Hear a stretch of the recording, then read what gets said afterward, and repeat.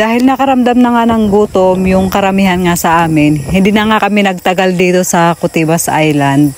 Papunta na kami ng Manlawi Island kasi nga doon na kami kakain ng tanghalian. So yun na nga, doon na nga kami magpapaabot ng maghapon. 4 na island sana yung pupuntahan namin, kaya lang yung isang island hindi raw pwede puntahan kasi merong nagtitaping nga na Survivor Philippines. Kaya 3 island lang yung mapupuntahan nga namin ngayon. Habang papalapit nga kami dito sa may Manlawi Island, nakita na nga namin yung mga floating cottage. Halos karamihan nga sa amin medyo nag-alala nga kasi nga may mga bata nga kaming kasama. So yun, expected kasi namin nakalitaw na nga yung sandbar pero wala pa nga kaming nakita nung mga time nga na to. At kung titingnan mo nga medyo malalim din talaga siya, hindi rin lalagpas talaga siya ng bata. Kaya yung mga bata nga namin, panay ang paalala nga namin na tingnan nga maya-maya kasi dito sa ilalim nga ng cottage namin sa may pinakamesa, meron nga siyang butas na pwedeng lusutan nga ng bata. Ngayong tanghali nga mataas pa nga yung tubig. Tinanong ko nga yung bangkero nga namin kung anong oras nga nagkakaroon nga ng sandbar.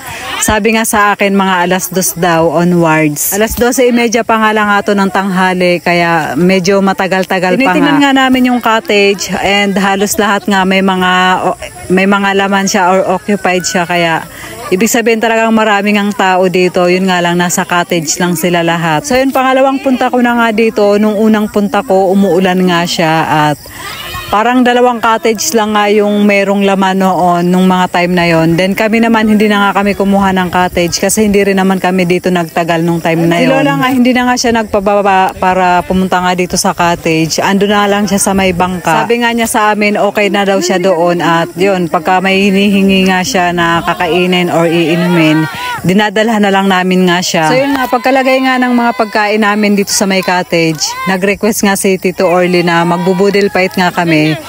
Nakakatawa nga kasi nga nilalatag pa lang yung dahon ng saging, kanya-kanyang kuha na nga dun sa kaldero ng ulam at kanin kasi nga mga gutom na dahil wala pa nga kaming mga almusal. Kaya yung budel fight na pinag-usapan nga hindi na nga siya nasunod. Pagkatapos naman namin kumain nga, nagsipaglubluban na nga kami at hindi na rin talaga kami nagpapigil kasi nga ang sarap ng tingnan nga yung dagat, napakalinaw niya, napakalinis. Kaya nainganyo na nga kaming maligo. Sila Tita Tess naman at saka sila nanay, sila Tito Orly, medyo nagtagal-tagal pa sila sa dito nga sa cottage namin bago nga sila bumaba. Panay nga ang abangan namin sa sandbar. Dito nga sa pinupwestuhan nga namin, medyo malabo pa talagang lumabas yung buhangin kasi nga hanggang bewang pa yung tubig. Pero nung lumapag kami dito, talagang hanggang leeg nga siya. Mga bandang 4:00 nga ng hapon, nakakita nga kami ng sandbar. Pero medyo malayo nga sa amin, 1 kilometro din yung lalakad. Pero dahil gusto nga naming pumunta nga doon, talagang tsinaga naming lakarin siya. Dahil doon nga sa pwesto namin, malabo raw na magka-sandbar ng 3:00. Parang lulubog talaga yung tubig doon ng mga 6:00 nga daw, sabi nung bangkero. Ginawa ko, niyaya ko nga si Merinel na magpunta nga kami. Gustong-gusto rin naman talaga ni Merinel na pumunta nga dito sa sandbar.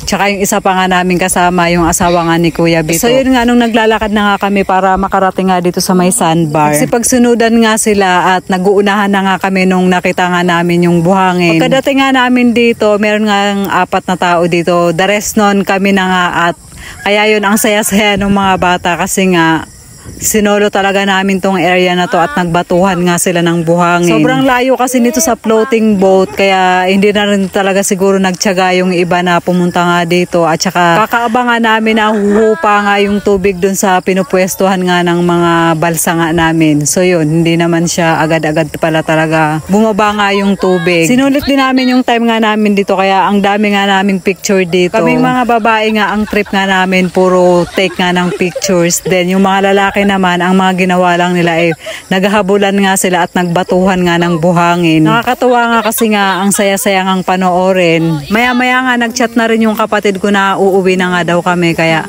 kahit ayaw pa naming umalis dun sa may buhanginan, bumalik na nga kami sa cottage nga namin para makapag-pack up na din. Pagkabalik nga namin, halos nailigpit na nga lahat nga ng ligpitin. So yun nga, 500 pesos nga pala yung binayaran namin dun sa floating cottage. Akala nga namin 1,000 na nga siya kasi dun sa information pa lang, yun nga, sinabihan nga kami na parang nagbago na nga daw yung bayad. Pabiyahe na nga kami, pabalik nga ng Bicol and nakakatuwa nga yung mga mukha ng mga kasama ko, talagang halatang mga pagod. Bukod pa nga doon, ang maiitim nga, kasama na nga ako doon. Talagang sinulit ko rin yung pagligo ko ngayon. Sabi ko nga okay lang naman na umitim kasi pagbalik nga ng Manila, mga 1 linggo lang, bumabalik din naman kaagad yung kulay ko. So yan na guys, hanggang dito na lang po yung ating video for today. Maraming salamat po sa inyong panonood.